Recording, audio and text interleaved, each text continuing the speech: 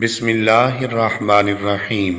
حضرت ابو ہریرہ رضی اللہ عنہ سے روایت ہے کہ رسول اللہ صلی اللہ علیہ وآلہ وسلم نے ارشاد فرمایا،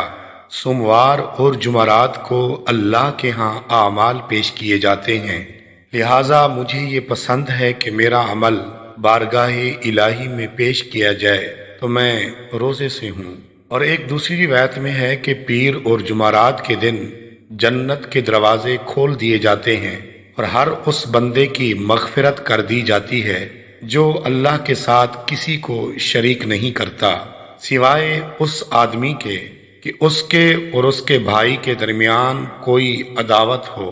چنانچہ کہا جاتا ہے کہ ان دونوں کو مہلت دے دو یہاں تک کہ یہ آپس میں صلح کر لیں، ان دونوں کو مہلت دے دو یہاں تک کہ یہ آپس میں صلح کر لیں۔ ایک اور روایت میں ہے کہ ہر سوموار اور جمعرات کو اللہ کے ہاں بندوں کے اعمال پیش کیے جاتے ہیں تو اللہ تعالی ہر اس بندے کو بخش دیتا ہے جو اللہ کے ساتھ کسی کو شریک نہیں کرتا سوائے اس آدمی کے کہ اس کے اور اس کے بھائی کے درمیان کوئی عداوت و دشمنی ہو۔ اور اللہ تعالیٰ ارشاد فرماتا ہے، ان دونوں کو چھوڑ دو یہاں تک کہ یہ آپس میں صلح کر لیں۔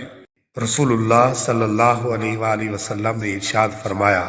اللہ تعالیٰ اس شخص کو سرسبز و شاداب رکھے جو ہم سے کوئی حدیث سنے